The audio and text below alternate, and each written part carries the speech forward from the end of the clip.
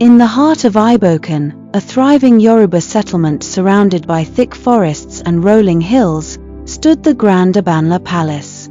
It was a structure of beauty and might, its high walls carved with intricate patterns telling the history of the Oba's lineage. The palace had stood for centuries, housing kings who ruled with wisdom and strength. Yet, within its vast compound lay something far older, far darker, a stone that bore a terrible curse. The elders spoke of it in hushed tones, calling it Okuta Ardani, the burdened stone. It sat in the center of the palace courtyard, half buried in the ground, its black surface smooth as if polished by unseen hands. No one knew its true origins, but it was said to predate the palace itself. Legends claimed it was not an ordinary stone but a prison holding the wrath of an ancient being. For many years, the stone lay undisturbed, and the kingdom prospered. But trouble began when the young prince, Adewale, driven by curiosity and arrogance, dared to break the sacred rule never touch the stone. One fateful evening, under the glow of the setting sun, Adewale and his friends played in the courtyard. The laughter of children rang through the palace walls, but as they played, the prince's eyes kept drifting toward the stone. "They say if you touch it, you will hear whispers from the other world," his friend Olatunji said, his voice barely above a whisper. Adewale smirked. "What if it's just an ordinary stone? What if it's all lies?" Before his friends could stop him, he stepped forward and placed his palm flat on the stone's surface. The air grew still. The distant sounds of drumming and market chatter beyond the palace walls faded. A deep hum vibrated through the ground, and a sharp, icy chill spread through Adewale's body. Then he heard it, a whisper, soft yet commanding. "You have woken me." Adewale stumbled back, his eyes wide in terror. His friends screamed as a shadowy mist rose from the stone, swirling around the courtyard. The sky darkened unnaturally, and the torches that lined the palace walls flickered violently. The Oba, Adewale's father, rushed out with his chiefs, their beads clanking as they moved. The palace guards surrounded the courtyard, gripping their spears tightly. "What have you done, my son?" The Oba's voice trembled. But Adewale could not answer. His body convulsed, his breath ragged. And then, his eyes turned black, empty voids where his soul had once been. That night, a heavy darkness settled over Ibokan. The once thriving market became eerily silent. The winds carried whispers that sent chills down spines. Crops withered overnight. Cows, goats, and chickens were found lifeless with no wounds, only expressions of terror frozen on their faces. And worst of all, Adewale was never the same. He spoke in riddles, his voice sealed with something inhuman.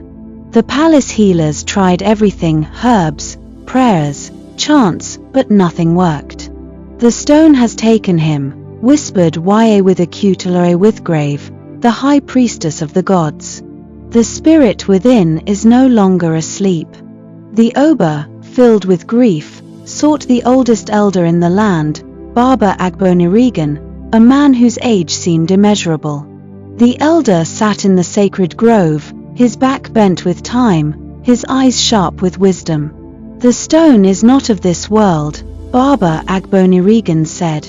"It is the heart of a forsaken deity, betrayed and bound by those who feared its wrath. The gods themselves could not destroy it, so they imprisoned its essence within the stone, sealing it with blood magic. To touch it is to break the seal." The Oba's voice was weak. "How do we stop it?" The elder sighed. "The stone must be returned to the earth. But the land itself will not take it back without a sacrifice." That night, a decision was made. A ritual was to be performed at the sacred forest of Idanre, where the spirits of the ancestors walked freely. A warrior of pure heart was to carry the stone deep into the forest and bury it where the gods would accept it. But there was a cruel twist to fate. The gods demanded a royal sacrifice. Only a descendant of the throne could carry the stone. The Oba's heart shattered. There was only one choice, Adewale. The prince, still possessed, was taken to the sacred forest. Ya with acute LRA Withgrave, the high priestess, led the ceremony. She painted Adewale's body with sacred camwood, whispering incantations that sent the trees swaying. Palace guards stood in solemn silence, their faces marked with sorrow. As the first light of dawn touched the horizon, Adewale was made to carry the cursed stone into the heart of the forest. The ground trembled with each step he took, the trees whispering warnings. When he reached the designated spot, he knelt, and with his bare hands, began to dig. The whispers turned into wails. The wind howled. "You cannot bury me again." The prince, in one final moment of clarity, turned to his father, his eyes brimming with tears. "Forgive me, Baba." With the last ounce of his strength, he placed the stone into the earth. Ya with acute Withgrave chanted the final words of the ritual, and the ground swallowed the stone whole. A deafening silence fell. The trees stilled. The air became light again. But Adewale collapsed. His body turned to dust before their very eyes. The kingdom mourned the loss of their prince, but Ibokan was freed from the curse. The palace thrived once more, and the people never spoke of the cursed stone again. But deep in the sacred forest of Idanre, where no man dared to tread, the wind still carried whispers. Many years passed after Prince Adewale's sacrifice, and the people of Ibokan believed the curse had been buried with him. The kingdom flourished, and a new Oba ruled, Oba Augundal, Adewale's younger brother. Under his reign, the land prospered, and the memory of the cursed stone faded into legend. But legends, like embers buried in ash, never truly die. Deep in the sacred forest of Idanre, where the cursed stone was buried, no one dared to go. Hunters avoided it, travelers whispered of eerie voices, and even wild animals refused to cross its borders. It was as if the land itself rejected the place. Yet, one man did not fear the stories, Jonah, a desperate herbalist seeking forbidden knowledge. Jonah had once been a respected healer, but a terrible plague had swept through Ibokan, taking his wife and children. He blamed the gods for his suffering and sought power beyond their reach. One night, with a bundle of charms tied around his waist, he ventured into Idanre forest. The air was thick with an unnatural silence, and the trees loomed over him like ancient sentinels. The deeper he went, the more the whispers began, soft at first, then louder, until they became a chorus of tortured voices. Then he saw it. A faint glow beneath the roots of an ancient Iroko tree. The earth, unsettled by time, had shifted slightly, revealing the edge of something black and smooth, the cursed stone. Jonah's heartbeat quickened. He could feel the power radiating from it, pulsing like the heartbeat of a forgotten god. "They buried you," he whispered, his fingers trembling as he reached out. "But I will set you free." The moment Jonah's fingers touched the stone, a force unlike anything he had ever known surged through his body. His skin burned, his eyes turned black, and the whispers became screams. The ground trembled, splitting open as dark mist poured out. The trees groaned, their roots twisting as if in agony. From the heart of the mist, a shadowy figure rose, a towering presence with hollow eyes and a voice that echoed from another world. "You are the fool I have waited for," it said, its voice laced with a hunger that had been denied for two.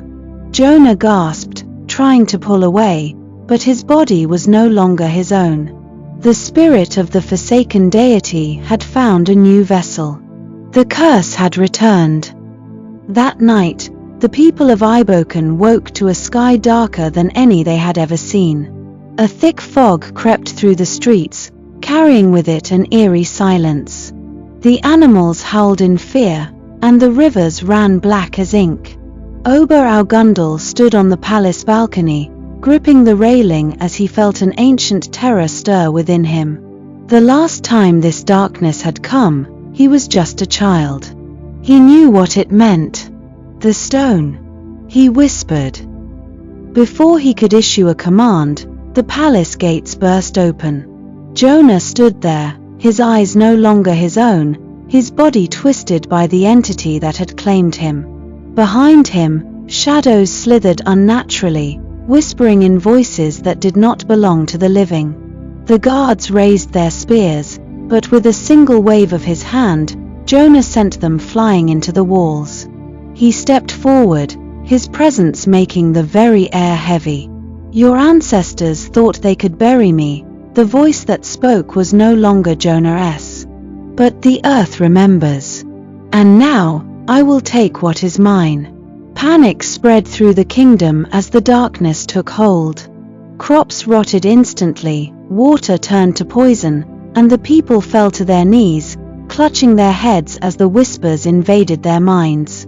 The elders, the Ya with acute LRA with grave, and the palace warriors gathered, desperate to find a way to stop the spirit. But the only way to seal the stone was through the same ritual that had once taken Adiwale's life. Ober Augundal clenched his fists. He had no heir yet, no son to offer in his place. But he knew what had to be done. "I will end this myself," he swore. But before he could step forward, a voice rang out. "No, Baba. Let me." The people turned to see a young girl emerge from the crowd. Moreo, the Ober's niece, a child barely 14 years old. The elders gasped in horror. "It must be a royal sacrifice," Ya with acute LRA with grave said. "But she is too young." Moreo's eyes were steady. "I am of the royal bloodline, and if I do not do this, Iboken will fall." Tears filled the Ober's eyes, but he knew she was right. Moreo, the last hope of Iboken, was prepared for the ritual. The Ya with acute LRA with grave led her to the sacred grove, where the spirit of the cursed stone awaited in its stolen body. Jonah's possessed form shouted, his voice cracking with rage. "You dare challenge me, little one?" Moreo did not flinch. She held the sacred staff of her ancestors, chanting words that had not been spoken since Adiwale's time. The winds howled, the earth shook, and the shadows writhed as the ritual took hold. The ground beneath Jonah split open, and the spirit screamed as it was dragged downward. The stone, its black surface now glowing red, was pulled from Jonah's body, and his soul, what little was left, was freed. With a final, deafening wail, the spirit was swallowed by the earth once more. The curse was sealed again. But Moreo collapsed. Her small body, too fragile to contain such power, turned to dust just as Adiwale had before her. Iboken was saved, but at a terrible price. Ober Augundal held back his grief as he addressed his people. "We will never forget those who gave their lives to protect us. From this day forward, we will guard this knowledge, so that no one may ever awaken this evil again." Epilogue. Many years later, long after Ober Augundal's reign, the story of the cursed stone became legend once more.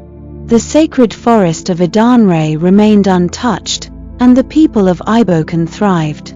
But on certain nights, when the wind blew through the trees, some swore they could still hear the whispers. Waiting, watching, for the next victim to set it free. Here are 3 emotional lessons from this video. 1. Sacrifice for the greater good. The young princess's fate teaches that true leadership sometimes requires personal loss to protect and uplift others. 2. Courage in the face of fear. the Yoruba king, elders, and people show that even in terrifying moments, bravery means standing firm and doing what must be done. 3. The power of destiny and acceptance. The princess merging with the earth reflects the painful truth that some events are beyond human control, and accepting fate can bring transformation.